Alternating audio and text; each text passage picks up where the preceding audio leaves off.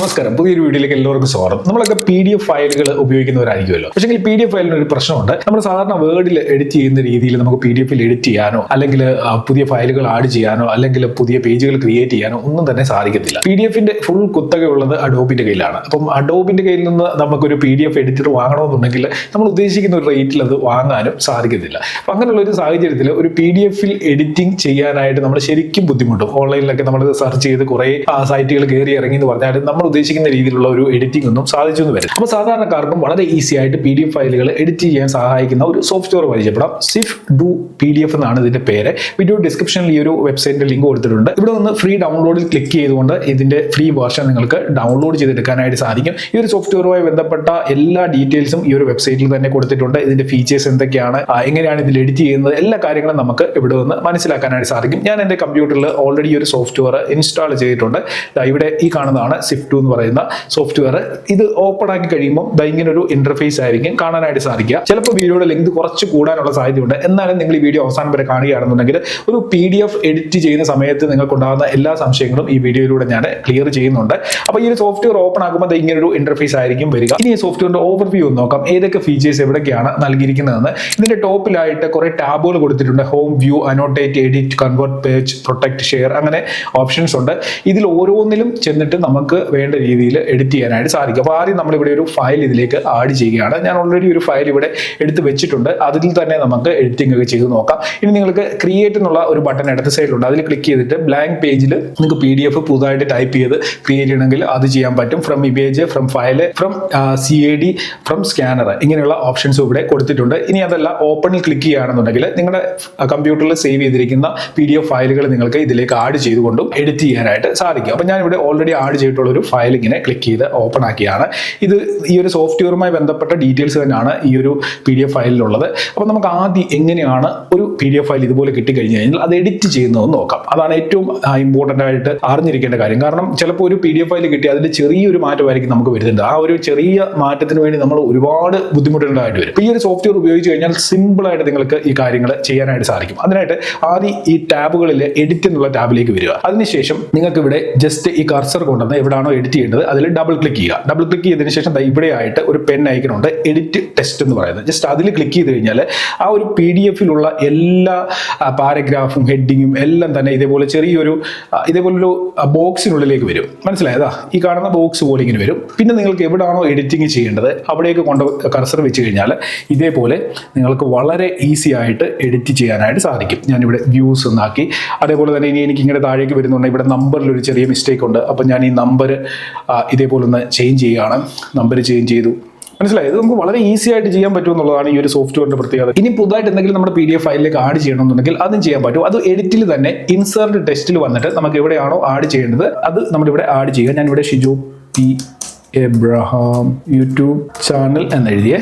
Okay, ഇപ്പം ഞാനിത് പുതിയൊരു കാര്യം ഇതിലേക്ക് ആഡ് ചെയ്തു. ഇതിന്റെ പൊസിഷൻ എങ്ങോട്ട് വേണമെന്നുണ്ടെങ്കിലും ഇങ്ങനെ ചേഞ്ച് ചെയ്യാനായിട്ട് സാധിക്കും. ഞാൻ ഇത് ഇവിടെ കൊണ്ടുവച്ചു. ഇനി നമ്മൾ എഴുതിയ ഈ ഒരു ടെക്സ്റ്റിൽ എന്തെങ്കിലും ചേഞ്ചസ് വരുന്നുണ്ടെങ്കിൽ അതും വളരെ ഈസി ആയിട്ട് ചെയ്യാനായിട്ട് സാധിക്കും കേട്ടോ. ഇതേപോലെ ബോൾഡ് ആക്കണമെങ്കിൽ ബോൾഡ് ആക്കാം, ഇറ്റാലിക്സ് ആക്കണമെങ്കിൽ അങ്ങനെ ആക്കാം, അണ്ടർലൈൻ കൊടുക്കണമെന്നുണ്ടെങ്കിൽ അണ്ടർലൈൻ കൊടുക്കാം, ഇതിന്റെ സൈസ് കൂട്ടുകയോ കുറയ്ക്കുകയോ ഒക്കെ ചെയ്യണമെങ്കിൽ അങ്ങനെ ചെയ്യാനായിട്ട് സാധിക്കും. അങ്ങനെ കുറേ ഓപ്ഷൻസ് ഇവിടെ നൽകിയിട്ടുണ്ട്. നമ്മൾ ആഡ് ചെയ്ത ഒരു ടെക്സ്റ്റ് കോപ്പി ചെയ്യണമെങ്കിൽ ഇവിടെ ഒന്ന് കോപ്പി ചെയ്തെടുത്ത് വേറെ എവിടെയെങ്കിലും അത് കൊണ്ടുപോയിട്ട് പേസ്റ്റ് ചെയ്യണമെങ്കിൽ അതും ഇതേപോലെ ഞാൻ കാണിച്ചു തരാം. നോക്കിയേ, ഇങ്ങനെ പേസ്റ്റ് ചെയ്യാനായിട്ട് സാധിക്കും. നോക്കി, നമ്മളിപ്പം എഴുതിയ ആ ഒരു ടെക്സ്റ്റ് ഞാൻ ഇവിടെ കൂടെ പേസ്റ്റ് ചെയ്യുകയാണ്. അപ്പോൾ ഇത്രയ്ക്ക് ഈസി ആയിട്ട് PDF-ൽ നമുക്ക് വർക്ക് ചെയ്യാൻ പറ്റുന്ന ഒരു സോഫ്റ്റ്വെയർ എനിക്ക് തോന്നുന്നു അഡോബിന്റെ സോഫ്റ്റ്വെയർ കഴിഞ്ഞു കഴിഞ്ഞാൽ ഇത് മാത്രമേ ഉണ്ടെന്നാണ് എനിക്ക് തോന്നുന്നത്. അത്രയ്ക്ക് പെർഫെക്റ്റ് ആയിട്ടാണ് ഇവർ ഈ ഒരു സോഫ്റ്റ്വെയറിനെ ബിൽഡ് ചെയ്തിരിക്കുന്നത്. ഇനി ഈ PDF-ന്റെ ടെക്സ്റ്റിൽ കളർ ചേഞ്ച് ചെയ്യണമെന്നുണ്ടെങ്കിൽ അതും പറ്റും. അത് നമ്മൾ ജസ്റ്റ് ഇതേപോലെ സെലക്ട് ചെയ്യുന്നു. അതിനുശേഷം ഈ ഒരു ബട്ടണിൽ ക്ലിക്ക് ചെയ്തുകൊണ്ട് നമുക്ക് ഏത് കളറിലേക്കും ഇത് ചേഞ്ച് ചെയ്യാനായിട്ട് സാധിക്കും. ഇതേപോലെ ജസ്റ്റ് സെലക്ട് ചെയ്യുക. നമുക്ക് വേണ്ട കളറുകൾ ഇവിടെ ഒന്ന് സെലക്ട് ചെയ്ത് കൊടുക്കുക. ഇത്രയും കാര്യമുള്ളൂ. വളരെ സിമ്പിൾ ആയിട്ട് തന്നെ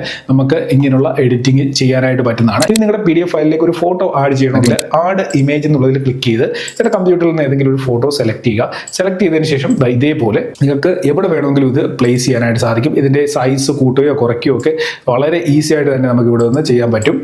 ഇതേപോലെ സൈസ് കൂട്ടുകയോ കുറയ്ക്കുകയോ ചെയ്തിട്ട് എവിടെയാണോ ഫോട്ടോ വേണ്ടത് ആ ഒരു ഭാഗത്ത് ഇതേപോലെ പ്ലേസ് ചെയ്യാനായിട്ട് സാധിക്കും. നോക്കി എത്ര സിമ്പിളായിട്ട് നമ്മൾ ഈ ഒരു കാര്യം ചെയ്യുന്നത്. ഇനി ഈ ഫോട്ടോയിൽ എന്തെങ്കിലും എഡിറ്റ് ചെയ്യണമെങ്കിൽ അതും ഇവിടെ ഉണ്ട്. ഇതിനെ നമുക്ക് ഫ്ലിപ്പ് ചെയ്യാനൊക്കെ പറ്റും. നോക്കി പല രീതിയിലുള്ള പരിപാടികൾ നമ്മൾ ഫോട്ടോ ആഡ് ചെയ്തതിന് ശേഷം അതിലും നമുക്ക് ചെയ്യാനായിട്ട് സാധിക്കുന്നതാണ്.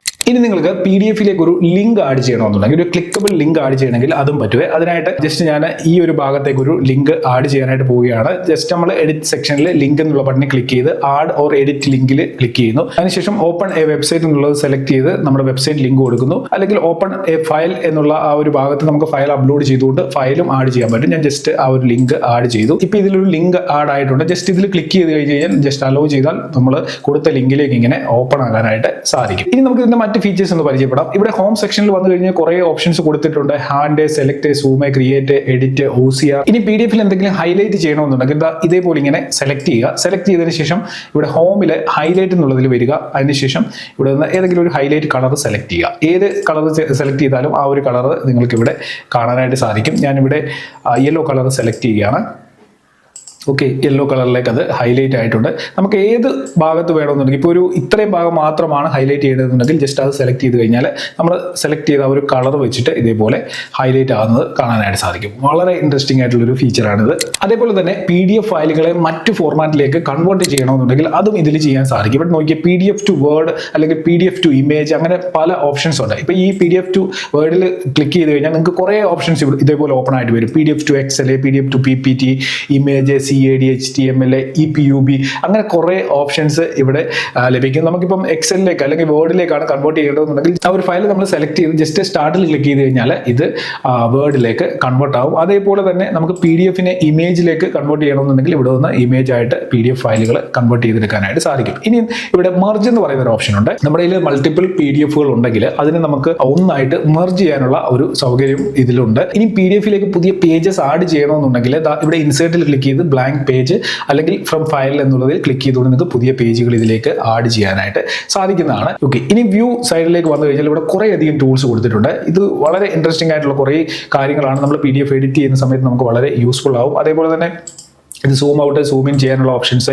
പിന്നെ ഇവിടെ തീം എന്ന് പറയുന്ന ഒരു സെക്ഷൻ ഉണ്ട്. തീമിൽ വന്നു കഴിഞ്ഞാൽ നമുക്ക് ഇതിന്റെ കളർ മൊത്തത്തിൽ ചേഞ്ച് ചെയ്യാനായിട്ട് സാധിക്കും. നോക്കുക, ഈ രീതിയിൽ നമുക്ക് കളർ ചേഞ്ചിങ്ങും കാര്യങ്ങളും ഒക്കെ ചെയ്യാനായിട്ട് സാധിക്കും. അതിനൊപ്പം സ്നാപ്ഷോട്ടിന്റെ ഓപ്ഷൻ നൽകിയിട്ടുണ്ട്. ഇതേപോലെ നമുക്ക് വളരെ ഈസി ആയിട്ട് PDF-ൽ നിന്ന് സ്നാപ്ഷോട്ട് എടുക്കാനായിട്ട് സാധിക്കുന്നതാണ്. നോക്കി, ഇതേപോലെ സ്നാപ്ഷോട്ട് എടുക്കാം. ഇനി സ്ക്രീൻ സ്പ്ലിറ്റ് ചെയ്യണമെന്നുണ്ടെങ്കിൽ ജസ്റ്റ് ഇതിൽ ക്ലിക്ക് ചെയ്തുകൊണ്ട് നമുക്ക് സ്ക്രീൻ സ്പ്ലിറ്റ് ചെയ്യാനായിട്ട് പറ്റും. അത് പല രീതിയിലുണ്ട്. ഹൊറിസോണ്ടൽ സ്പ്ലിറ്റ് ചെയ്യാം. അതേപോലെ 4 വിൻഡോ ആക്കണമെങ്കിൽ 4 വിൻഡോ സ്പ്ലിറ്റ് ചെയ്യാനായിട്ട് പറ്റും. അതിനോടൊപ്പം തന്നെ ഓർട്ടിക്കലോ എങ്ങനെ വേണമെങ്കിലും ചെയ്യാൻ ഞാനിവിടെ എക്സിറ്റ് കൊടുക്കുകയാണ്. പിന്നെ ഫുൾ സ്ക്രീൻ ആക്കണമെങ്കിൽ ഇതേപോലെ ഫുൾ സ്ക്രീൻ ആക്കാനായിട്ട് സാധിക്കും. അടുത്ത ടാബാണ് അനോട്ടേറ്റ് എന്ന് പറയുന്ന ടാബ്. ഇതിൽ കുറേ അധികം ഫീച്ചേഴ്സ് ഉണ്ട്. നമ്മൾ മുമ്പേ നോക്കിയ area highlight, typewriter, text box. ഇവിടെ തന്നെ കോൾ ഔട്ട് എന്ന് പറയുന്ന ഫീച്ചർ ഉണ്ട്. ജസ്റ്റ് ഇതിൽ ക്ലിക്ക് ചെയ്ത് കഴിഞ്ഞാൽ നമുക്ക് ഇതേപോലെ കോൾ ഔട്ട് ഫീച്ചറുകൾ ആഡ് ചെയ്യാനായിട്ട് സാധിക്കും. എങ്ങനെ വേണമെന്നുണ്ടെങ്കിലും എവിടെ വേണമെന്നുണ്ടെങ്കിലും നമുക്ക് ഇതേപോലെ കോൾ ഔട്ട് ആഡ് ചെയ്യാനുള്ള ഓപ്ഷന് ഇവിടെ നൽകിയിട്ടുണ്ട്. ഇനി നമ്മൾ എഡിറ്റ് സെക്ഷനിലേക്ക് വരുന്നു. ഓൾറെഡി നമ്മൾ എഡിറ്റ് സെക്ഷനിൽ കുറേ കാര്യങ്ങൾ നോക്കിയാണ്. ഇവിടെ ക്രോപ്പ് എന്ന് പറയുന്ന ഒരു സൗകര്യമുണ്ട്. ഇവിടെ നമുക്ക് ഓരോ പേജുകൾ ക്രോപ്പ് ചെയ്യാനായിട്ട് സാധിക്കും. നോക്കിയാൽ ഈ രീതിയിൽ നമുക്ക് ക്രോപ്പ് അടിച്ചു കഴിഞ്ഞാൽ